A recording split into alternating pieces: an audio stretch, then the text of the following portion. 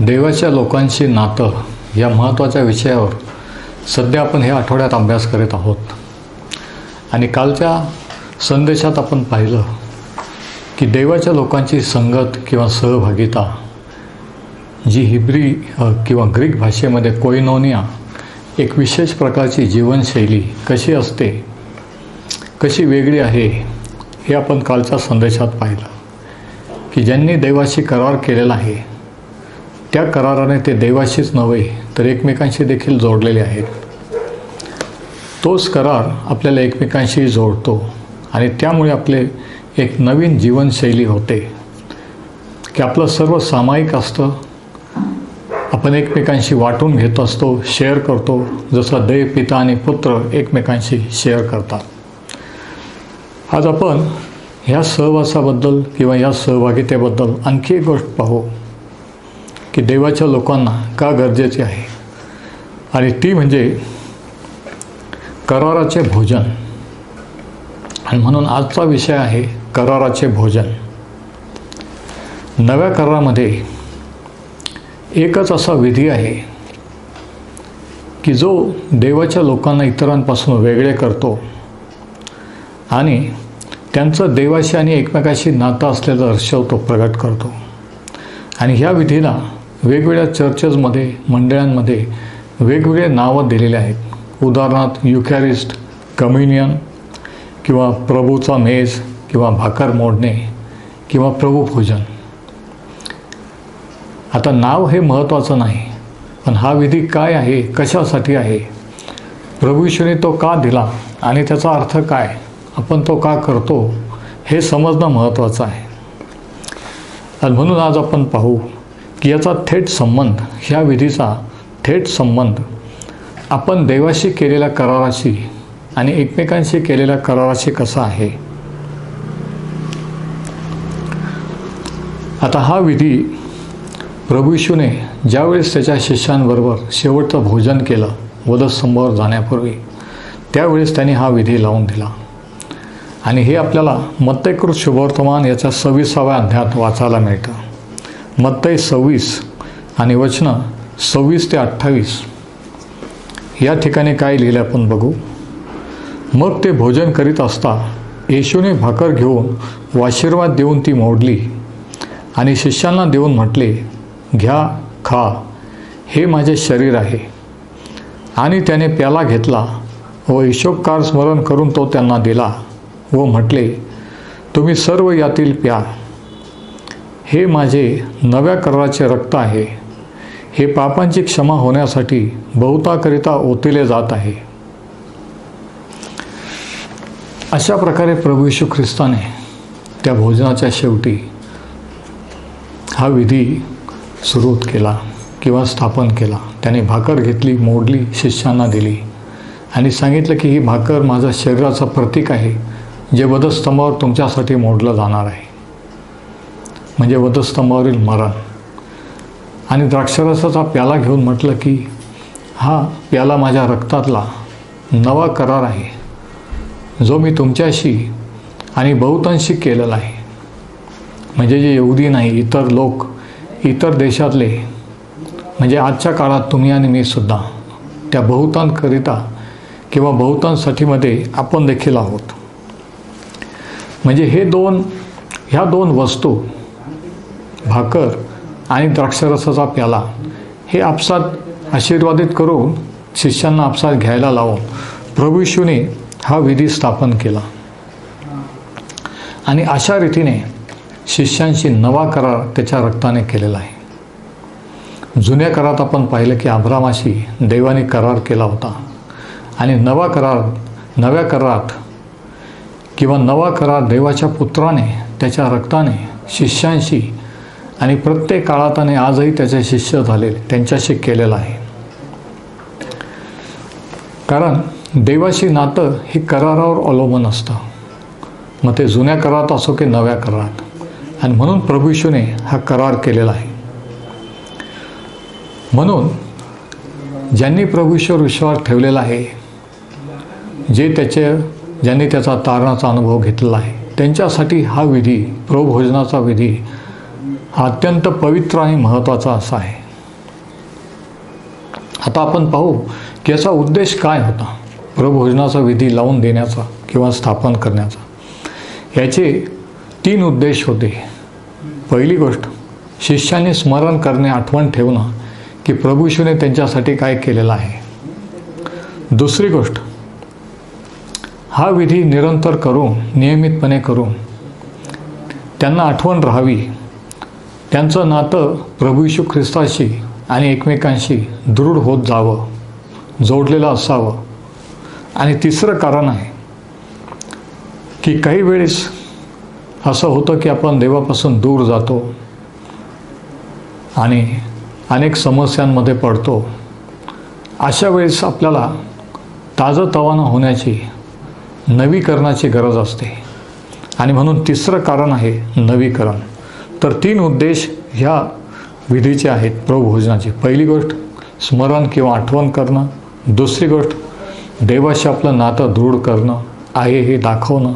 तिसरी गोष्ट आपल्या स्वतःचं नवीकरण करणं, उत्तेजन देणं. आता हे कशा रीतीने लागू होतं. मध्यपूर्व आखाती देशामध्ये हा विधी काही नवीन नाही, कारण प्राचीन काळापासून त्या लोकांच्या संस्कृतीप्रमाणे एखाद्या व्यक्तीला जेवायला बोलवणं, एखाद्या व्यक्तीसोबत भोजन करणं, एकाच ताटात जेवण करणं आणि एकाच प्याल्यातून पिणं म्हणजे त्या व्यक्तीशी एक करार करणं असा त्याचा अर्थ होता. आणि शिष्यांना हे माहीत होतं की एकच भाकर मोडून खाणं, एका प्याल्यातून वाटून पिणं म्हणजे हा एक जणू काय करार आहे. म्हणजे जर एखाद्या व्यक्तीशी आपण भाकर मोडली, भोजन केलं आणि प्याला जर वाटून घेतला, याचा अर्थ त्या व्यक्तीशी करार केलेला आहे. त्या दोघांनी एकमेकांशी करार केलेला आहे. ते तेव्हापासून एकमेकांना बांधलेले आहेत. हा त्याचा अर्थ होता.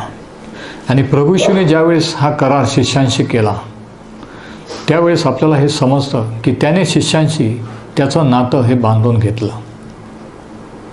जे काही त्याचं आहे आता ते इथून पुढे शिष्यांचं झालं. आणि ज्यावेळेस शिष्यांनी तो विधी केल्यानंतर जे त्यांचं आहे ते प्रभू येशूचं झालं. अशा रीतीने तो कराराने संबंध स्थापन केलेला आहे. म्हणजे प्रभोजन हा एक करार आहे की प्रभू येशूचे लोक हे कराराने त्याच्याशी आणि एकमेकांशी जोडलेले लोक आहेत.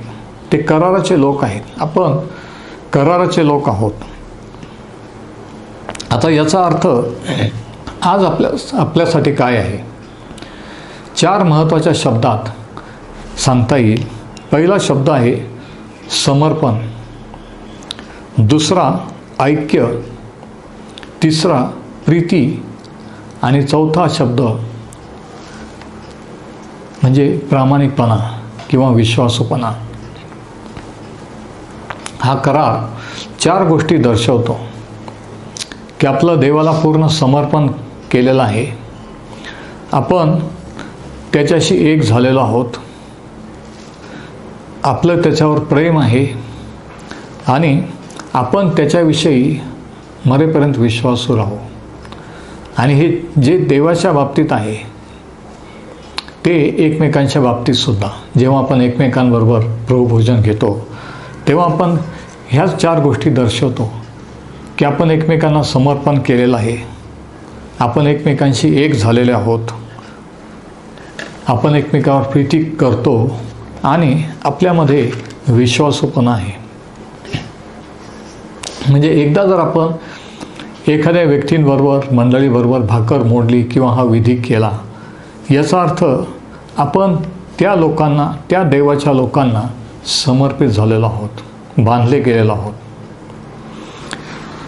आता पावलाने याविषयी काय प्रगटीकरण दिलेलं आहे, पावलाला देवाने याविषयी काय प्रगट केलं हे आपण त्याच्या शब्दात वाचू. कोरिन्थीकरास पहिले पत्र याचा 11वा अध्याय. आणि या ठिकाणी पावलाने हे जे कराराचे भोजन किंवा प्रभोजन याविषयी स्पष्टीकरण दिलेलं आहे, खुलासा केलेला आहे. 1 कोरिन्थ 11 आणि 23 वचनापासून, कारण जे मला प्रभूपासून मिळाले तेच मी तुम्हाला सांगून दिले की. म्हणजे हे प्रगटीकरण पाऊलाला प्रभूपासून मिळालेले होते. कारण त्या शेवटल्या भोजनाच्या वेळेस त्या शिष्यांमध्ये पाऊल नव्हता. अनेक वर्षानंतर प्रभू येशू ख्रिस्त स्वर्गात गेल्यानंतर तो प्रभू येशू ख्रिस्ताचा शिष्य झाला. परंतु जे त्याच्याबरोबर होते त्या प्रभुभोजनाच्या वेळेस त्यांना नाही, तर पाऊलाला देवाने हे प्रगटीकरण दिलेलं आहे. किती विशेष आहे ना. जे मला प्रभूपासून मिळाले तेच मी तुम्हाला सांगून दिले की ज्या रात्री प्रभू येशू धरून दिला गेला. मूळ ग्रीक भाषेत याचा अर्थ असा आहे की ज्या रात्री प्रभू येशूचा विश्वासघात करण्यात आला. विश्वासघात हा शब्द वापरलेला आहे. मराठीत लिहिलं की धरून दिला गेला, पण मूळ शब्द आहे त्याचा ज्या रात्री विश्वासघात झाला त्या रात्री त्याने भाकर घेतली, उपकार स्मरण करून ती मोडली आणि म्हटले, तुम्हासाठी हे माझे शरीर ते आहे, माझ्या स्मरणार्थ हे करा. मग भोजन झाल्यावर प्याला घेऊन त्याने तसेच केले आणि म्हटले, हा प्याला माझ्या रक्तात नवा करार आहे. जितकेदा तुम्ही हा पिता तितकेदा माझ्या स्मरणार्थ हे करा. कारण जितकेदा तुम्ही ही भाकर खाता व हा प्याला पिता तितकेदा तुम्ही प्रभूच्या मरणाची तो येईपर्यंत घोषणा करिता. जो कोणी अयोग्य प्रकारे ती भाकर खाईल अथवा प्रभूचा प्याला पिईल तो प्रभूचे शरीर व रक्त या संबंधाने दोषी होईल. यासह मनुष्याने आपली परीक्षा करावी आणि मग त्या भाकरीतून खावे व त्या प्याल्यातले प्यावे. त्या शरीराला न अनुलक्षून जो खातो व पितो तो खाण्याने व पिण्याने आपणावर दंड आणतो. यामुळे तुम्हामध्ये पुष्कळजण दुर्बळ व आजारी आहेत आणि बरेच निजले आहेत. एक गंभीर चित्र या विधीचं या ठिकाणी सांगितलेलं आहे. म्हणजे हा विधी एक स्मरण आहे प्रभू येशूने आपल्याशी केलेला कराराचा, आणि आपण त्याच्याशी केलेल्या कराराचं स्मरण आहे. ज्या ज्या वेळेस आपण घेतो त्या त्यावेळेस आपण आठवण करतो की त्याने आपल्यासाठी काय केलेलं आहे. आपण त्याच्याशी कराराने नातात जोडलेले आहोत आणि ज्यांच्याबरोबर घेतो त्यांच्याशी आपण जोडलेले आहोत. त्याच्याप्रती आपल्याला कर्तव्य आणि जबाबदारी आहेत. तसं ज्यांच्यासोबत आपण प्रभोजन घेतो त्यांच्याप्रती देखील आपल्याला कर्तव्य आणि जबाबदाऱ्या आहेत. आणि पाऊल या ठिकाणी हे देखील आपल्याला सांगतो की ही भाकर आणि हा द्राक्षरस मोडताना हा विधी करताना आपण पारख केली पाहिजे. पारख करणे म्हणजे आपण ज्यांच्यासोबत घेत आहोत खरंच ते देवाचे खरंच पश्चाताप केलेले तारण झालेले लोक आहेत का, याची आपण पारख केली पाहिजे. हे आपण ओळखलं पाहिजे. म्हणजे कोणासोबत आपण हा विधी करतो, कोणाबरोबर सहभागी होतो हे फार महत्त्वाचं आहे. आणि दुसरी गोष्ट, शरीराची पारख करणे म्हणजे मंडळी ही ख्रिस्ताचं शरीर आहे आणि आपण त्या शरीराशी जोडलेला आहोत, त्या शरीराचा एक भाग आहे हे आपण दर्शवतो जेव्हा आपण प्रभुभोजन घेतो. तर पाऊल म्हणतो की अशा रीतीने आपण पारख केली पाहिजे. 1 कोरिंथी 10 अध्याय आणि 17व्या वचनात तो म्हणतो की आपण बहुत असून एक भाकर एक शरीर असे आहोत आणि आपण सर्व त्या एका भाकरीचे विभागी आहोत.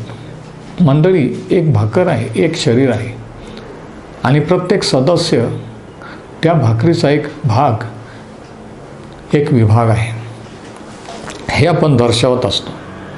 आणि म्हणून जे लोक फक्त प्रभुभोजनाच्याच वेळेस चर्चला येतात, जे लोक ज्यांनी खरं समर्पण केलेलं नसतं, फक्त विधी नावाला म्हणून करतात, ते अयोग्य प्रकारे हा विधी करतात आणि म्हणून ते आपणावर दंड आणत असतात.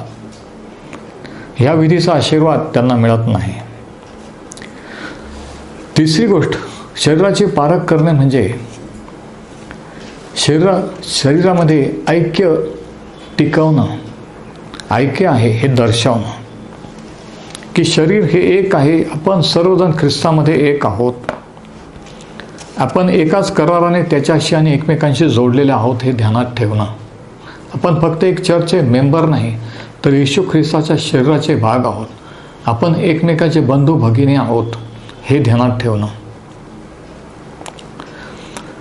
म्हणजे ज्या वेळेला आपण देवाशी नात्याने जोडलं जातो, कराराने, ज्या वेळेस आपण ह्या विधीत सहभागी होतो, त्यावेळेस आपण एकमेकांशी विश्वासू राहू, एकमेकावर प्रीती करू, समर्पित राहू, एकमेकांशी ऐक्य, मंडळीतलं ऐक्य टिकवून ठेवू, हे आपण जाहीर करतो. मग आपलं एकमेकाबद्दल जरी मतभेद असले, आपला भावना काही असल्या तरीही ज्यावेळेस आपण प्रभोजन घेतो, त्यावेळेस आपण हे दाखवतो की आपण ख्रिस्तामध्ये एक आहोत. आपण एकमेकांचा विश्वासघात करू नये. आता ह्याविषयीची भविष्यवाणी जुन्या करारामध्ये जी केलेली होती, ज्या यहूदा इस्करियोतने प्रभू येशूला धरून दिल्याने विश्वासघात केला, त्याच्याबद्दल एक भविष्यवाणी होती. स्तोत्र 41 आणि वचन 9 मध्ये. स्तोत्र 41 आणि वचन 9. जो माझा सखा, ज्याच्यावर माझा विश्वास होता, ज्याने माझे अन्न खाल्ले, त्यानेही माझ्यावर लात उगारली आहे. आता हे स्तोत्रकर्त्याचा अनुभव नव्हता, तर पुढे प्रभू येशू ख्रिस्ताला जो धरून देईल, त्या यहूदाबद्दलची भविष्यवाणी होती. यहूदाचं पाप किंवा यहूदाने केलेलं कृत्य इतके भयानक, इतकं विश्वासघातकी का होतं? कारण त्याने प्रभू येशू बरोबर आणि त्याच्या शिष्यांबरोबर ते शेवटचं भोजन केलं. त्याने भाकर मोडली, त्या द्राक्षरसाचा प्याला पण घेतला आणि ते घेतल्यानंतर त्याने प्रभू येशूला धरून दिलं, विश्वासघात केला. आणि म्हणून यहूदाचं पाप इतकं भयंकर होतं. आणि म्हणून अयोग्यरीतीने प्रभुभोजन घेणे किंवा प्रभुभोजन घेऊन विश्वासघात करणे, पापात राहणे, हे इतकं भयंकर आहे. म्हणून पाऊल म्हणतो की आपण ह्याच्यामुळे स्वतःवर दंड ओढवतो. यहूदाने अगोदर ती भाकर खाल्ली आणि ज्याच्यासोबत, ज्याच्या ताटात, ज्यांच्याबरोबर तो जेवला, त्याच्याच विरुद्ध त्याने लात उघडली, म्हणजे त्यालाच धरून दिलं. आणि अशा रीतीने त्याने प्रभुभोजनाचं भ्रष्टीकरण केलं, विश्वासघात केला आणि म्हणून त्याच्या आत्म्याचा नाश झाला. आज असंख्य ख्रिस्ती लोक ह्या गोष्टी माहीत नसताना प्रभुभोजन वारंवार घेत आहेत. आणि म्हणून हा विधी करूनही अनेक जण आशीर्वादित नाहीत, आजाराने, दुखण्याने ग्रस्त आहेत, अकाली मृत्यू आणि वेगवेगळ्या समस्याला पुढे जात आहेत. याचं कारण हे. आणि बऱ्याच वेळेस असं होतं नाही का, की यहूदाप्रमाणे आपण देखील एकमेकांचा विश्वासघात करतो, एकमेकांची टीका करतो, निंदा करतो. पण प्रभुभोजनाचा विधी केल्यानंतर हे करणं म्हणजे प्रभुभोजनाच्या विधीचा, प्रभू येशू ख्रिस्ताच्या रक्ताचा अपमान करणं असं आहे. आणि म्हणून पाऊल म्हणतो की दोनच पर्याय आहेत की ज्यावेळेस आपण हे कराराचं भोजन करतो. पहिला हा की जर आपण देवाशी आणि एकमेकांशी योग्य नातं असल्यावर जर तो घेतला, तो विधी केला, तर त्या विधीने आपल्याला आशीर्वाद मिळेल, शारीरिक आरोग्य मिळेल. पण जर आपण चुकीच्या रीतीने जर तो विधी केला, प्रभुभोजनाचा विधी, तर आपल्याला दुखणे, आजार आणि मृत्यू हे दंड मिळेल. आणि ही एक गंभीर बाब आहे. प्रभुभोजनाचा विधी इतका पवित्र आणि गंभीर आहे, परंतु देवाशी नातं आणि कराराने केलेलं नातं हे देखील तितकंच गंभीर आहे, नाही का? परमेश्वर हे वचन आशीर्वादित करो.